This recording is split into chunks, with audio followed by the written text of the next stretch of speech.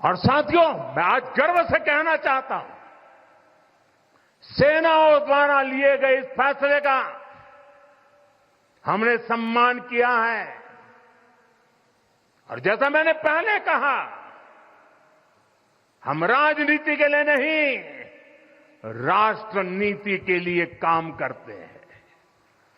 हमारे लिए राष्ट्र की सुरक्षा सर्वोपरि है।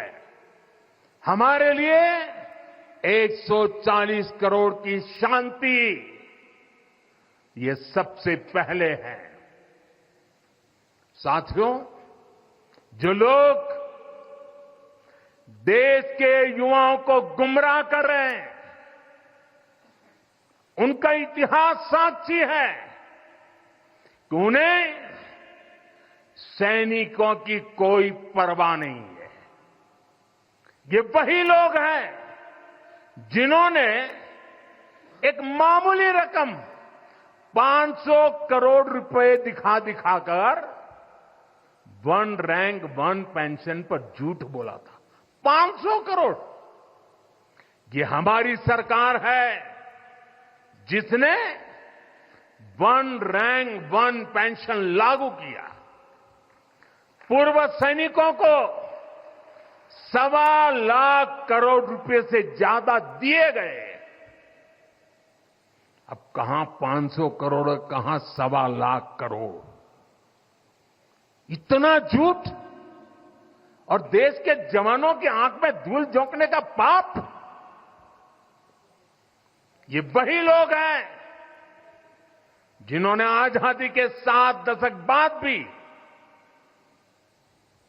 सेना की मांग होने के बावजूद भी, देश के वीर सैनिकों के परिवारों की मांग होने के बाद भी हमारे शहीदों के लिए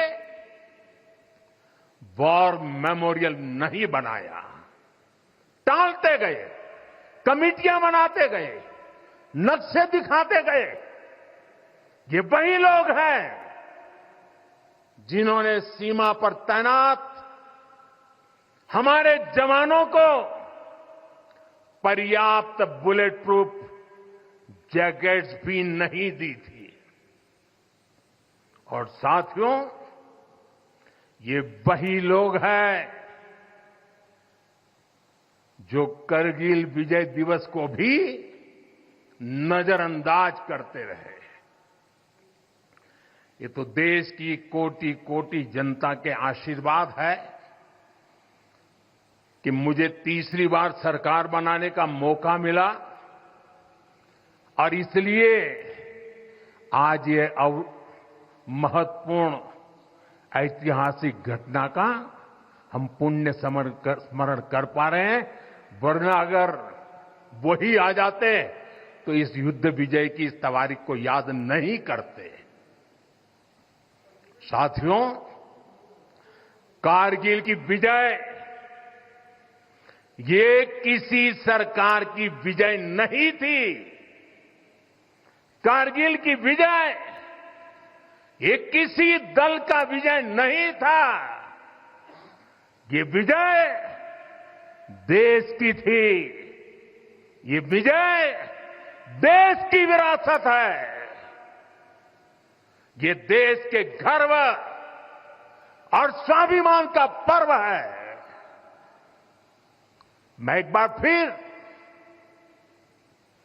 140 करोड़ देशवासियों की तरफ से मेरे वीर जवानों को श्रद्धापूर्वक नमन करता हूं। सभी देशवासियों को पुनः एक बार कारगिल विजय के 25 वर्ष की शुभकामनाएं देता हूं। मेरे साथ बोलिए, भारत माता की। ये भारत माता की जय मेरे उन वीर शहीदों के लिए है, मेरे वीर भारत मां के वीर सपूतों के लिए है। भारत माता की, भारत माता की, भारत माता की। बहुत बहुत धन्यवाद।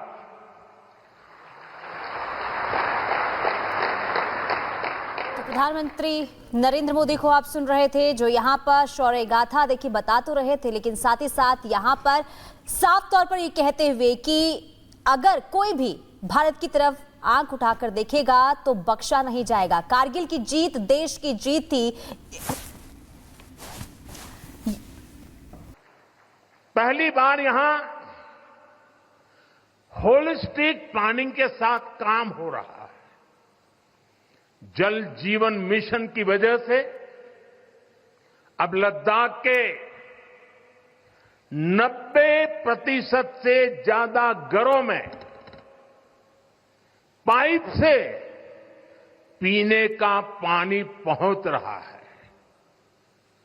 लद्दाख के युवाओं को